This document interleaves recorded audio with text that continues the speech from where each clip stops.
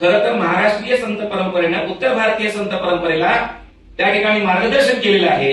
आज आपण मात्र पाहतो की उत्तर भारतीय संत परंपरा आमच्या इथे या ठिकाणी आक्रमण करते आहे की काय, आणि हे आक्रमण करत असताना त्याने काही शुद्ध संत विचार सांगितला तर त्याच्याबद्दलही आम्हाला चिंता करण्याचं कारण नव्हतं। पण जो संत विचार या महाराष्ट्राच्या मातीमध्ये वारकरी संतांनी पेरलेला आहे तो विचार पुसण्याचं काम करण्यासाठी ही मंडळी तिथे कळत अलीकडेच नागपूरमध्ये एक बाबा येऊन गेले आणि त्यांनी बाबांनी काय छत्रपती शिवाजी महाराजांच्या विषयी वक्तव्य केलं।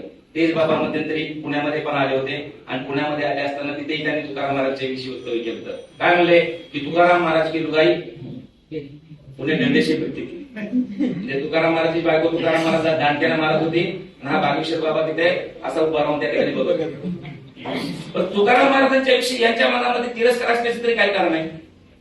त्याचं कारण असं आहे की बागेश्वर बाबा काय करतात, पर्ची काढतात आणि पर्ची काढून तुमचं भविष्य सांगतात। आणि तुकाराम महाराज भविष्यवाल्याला काय म्हणतात, सांगो जाणती शकून भूत भविष्य वर्तमान त्यांचा आम्हासी कंटाळा पाहून आवडती डोळा।